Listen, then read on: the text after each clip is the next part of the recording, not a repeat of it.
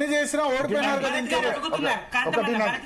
మీరు ఒకటి రండి, ఇది మీరు చెప్పింది కరెక్టే గాని నీళ్లు నిధులు అనేది అమ్మా కరెంటు అనేది 80,000 కోట్లు అప్పు చేసిండు. వినండి మీరు ఒక్క నిమిషం వినండి. 80,000 కోట్లు అప్పు చేసి రాష్ట్రం సర్వనాశనం అయిపోయింది. నెంబర్ వన్ చెప్పండి తినమ్మా. 80,000 కోట్లు అప్పు అయింది రాష్ట్రానికి. 80,000 నేను కూడా 80,000 కోట్లు కాదు, నేను ముఖ్యమంత్రి అయితే కూడా 1,00,000 కోట్లు తీసుకొచ్చి పెట్టచ్చు. అది కాదు, ఒకటి నండి మీరు ఒకటి నండి. ఇయ్యాలో ఇంటికో ఉద్యోగం అన్నాడు. ఇంటికో ఉద్యోగం అని 10 ఏళ్లలో ఇంటికో ఉద్యోగం అని తెలంగాణ. నేను తెలంగాణ ఉద్యోగం అప్పుడు నేను ఉన్నానమ్మా, ఇదేనమ్మా నేను ఉన్నానమ్మా పక్కనే. నేను ఇప్పుడు భరత్ గారు చూసినమ్మా, నేను తెలంగాణ ఉద్యమం అప్పుడు నేను తెలంగాణ చేసి చైర్మన్ అమ్మా. నేను తెలంగాణ చేసి చైర్మన్. నేను పక్కన ఉన్నా. కేసీఆర్ గారికి మొత్తం నేను కేసీఆర్ గారు ఏం చేసిండో మొత్తం నాకు తెలుసు. నేను తెలంగాణ నాకు చేసి చైర్మన్ అమ్మా. నేను కేసీఆర్ ఇంటికో ఉద్యోగం అన్నాడు, ఇచ్చిండామా? ఇంటికో ఉద్యోగం అన్నాడు, ఇచ్చిండామా? నిరుద్యోగ వృత్తి అన్నాడు, ఇచ్చిండమ్మా? నిరుద్యోగ వృత్తి అన్నాడు, ఇచ్చిండా?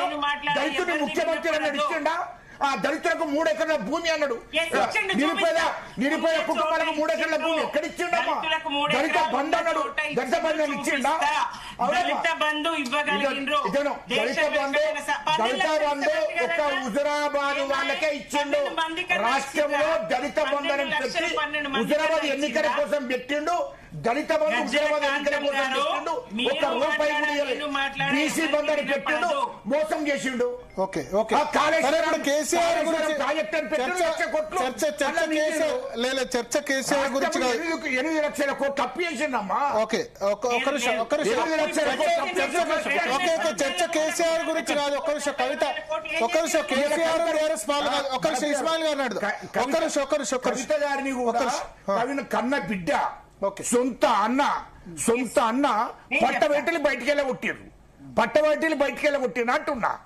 సొంత బిడ్డను ఆస్తి పంపకాలు నువ్వు ఆస్తి వంచేయబడుతుందని చెప్పి పట్టబెట్టలు బయటికి వెళ్ళగొట్టిర్రు. ఎట్లనేమో నువ్వు మా సొంత బిడ్డనే బయటకు పోయి పాత్ర పెట్టుకుంటుంటే తండ్రి చరిత్ర మొత్తం తెలుసు, అన్న చరిత్ర మొత్తం తెలుసు, బావ చరిత్ర, హరీష్ రావు చరిత్ర ఒక్క నిమిషం. సుమిత్రానంద్ గారు ఒక్క నిమిషం ఇస్మాయిల్ గారి దగ్గరికి. ఇస్మాయిల్ గారు, ఇప్పుడున్న రాజకీయ పార్టీల